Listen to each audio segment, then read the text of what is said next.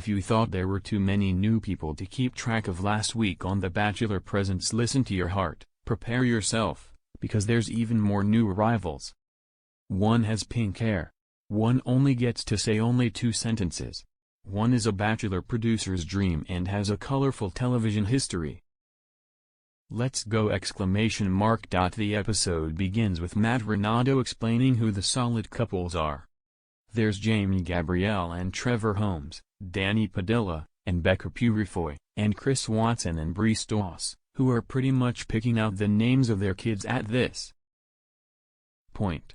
It's been, what, 2 days? The first date card goes to Jamie, who immediately picks Trevor, her love triangle with him and Ryan Neal now completely over.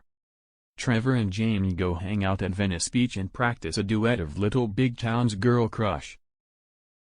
A song about a woman obsessing over the lady who is now with the man she loves is an odd choice, to say the least.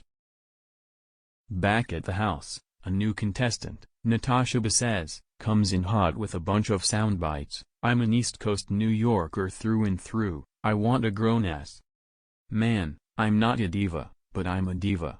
After hearing that a guy named Trevor is on a date, she says, this isn't the Trevor from American Idol, is it? It is, indeed. This all sounds very rehearsed. Apparently, the Pussycat Dolls present, the search for the next doll star is friends with Trevor's ex and there were indiscretions from him in their relationship. Miss New York Teen USA 2005 wouldn't like a sweet and naive girl like Jamie to be taken advantage of. Keep in mind, Natasha and Jamie have never met, this is all interspersed with clips of Jamie and Trevor making out in a hot tub. Natasha is ready to stir things up and makes it her entire mission to protect young, impressionable Jamie. As soon as Jamie and Trevor get back, the gossip girl extra forcefully pulls Trevor aside and tells him she knows he cheated on her friend. Trevor pretty easily admits what happened. I never physically cheated on her, he says. I was unhappy. I should have left sooner. I ended up emotionally cheating. Natasha, given that she's there to start drama, tries to draw things out further, but Trevor won't. Meanwhile, the other women fill Jamie in. The best line comes from Rudy, just Rudy, who perfectly encapsulates how time ceases to make sense on these shows. We've known Trevor for what feels like a month, she says. We've known Natasha for what feels like an hour. To be clear, none of those lengths is accurate. Suddenly, another date card arrives. This one's for Bree, who picks Chris. While driving to their destination, they point out Los Angeles landmarks, but then go to Guitar Center. To be fair, this is a special Guitar Center. After singing a made-up song about their rose ceremony together, still better than any song ever performed by a bachelor/et. Contestant, Bree tells Chris about her broken engagement. When she texted her fiancé to let him know she found her wedding dress, he called her and said, "Don't buy it." Damn. Bree then tells Chris she might be falling in love with him. I know that's a lot to drop on you, she says. Thank you, he replies. Part of me wants him to stop there, but he adds, I think I'm falling for you, too. They move over to the piano to sing Fools Rush In. This show is not subtle. At the mansion, Trevor tells Jamie about the emotional cheating. She says that cheating is a deal breaker for her, but she really likes him. He says that he's not interested in anyone else there besides her. While what Trevor did was definitely terrible, the fact that he's handling it in such a straightforward way is a good sign. Jamie seems to agree. The third date card goes to Sheridan Reed, who picks Julia Ray. They head to iHeartRadio where they do an interview about the show and then have to perform The Bones by Maren Morris. Sheridan is very clearly reading the lyrics, but they pull it off and seal things with a kiss. Advertisement. The fourth date card, this show really keeps things moving, goes to Savannah McKinley, who picks Brandon Mills. Brandon is a hot commodity, according to contestant Mel Tevine, who is also interested in him. As are the two new women who are Mariana Jezel and Ruby Jane Smith. Julia is interested in Brandon, too, even though she still likes Sheridan. But Savannah has the date, and she and Brandon head to a jazz club, where, obviously, they have to sing. Their duet of Fever comes off as performatively flirty, but singing at a jazz club while being filmed for national television sounds incredibly awkward, so I'll give 'em a pass. The next day, Julia tells Sheridan that while she likes him, she wants to keep her options open because of her interest in Brandon. Sheridan is sad.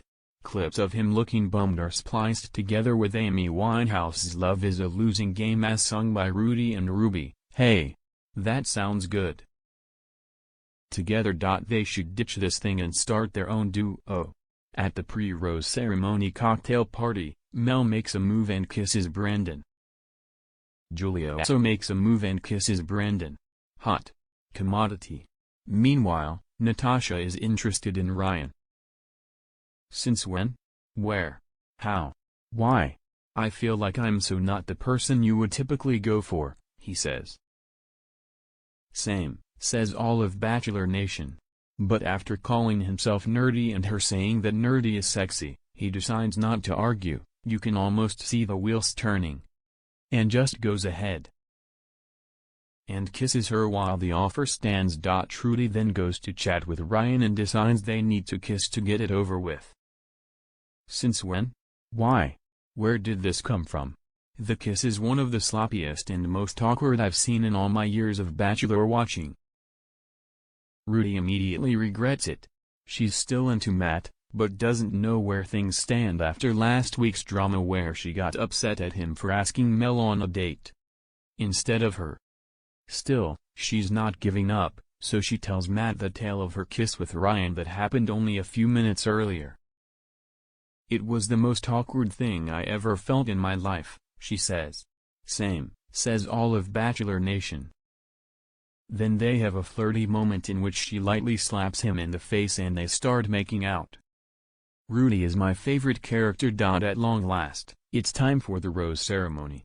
The men give out their roses as follows: Chris to Bree, Trevor to Jamie, Matt to Rudy, Ryan to Natasha, Danny to Becca, Brandon to Savannah, Gabe Baker to Ruby, and Sheridan to Julia. Mel, Mariana, and Cheyenne Arnell are sent home. For some reason, we don't see Ryan give his rose to Natasha, we just see them walk around the corner into the waiting room with her already holding it. My theory is that there was some producer intervention to get Ryan to pick Natasha and somehow the moment that was needed wasn't shot. This is based on nothing except what I saw in the episode, Natasha being a pot stirrer, Ryan seeming shocked she was into him, and Mel, Mariana, and Cheyenne not being as exciting from a production standpoint. Who knows what really went down? Next week, the show becomes a music competition. The couples will start performing duets and receive judgment on both their singing abilities and romantic connection.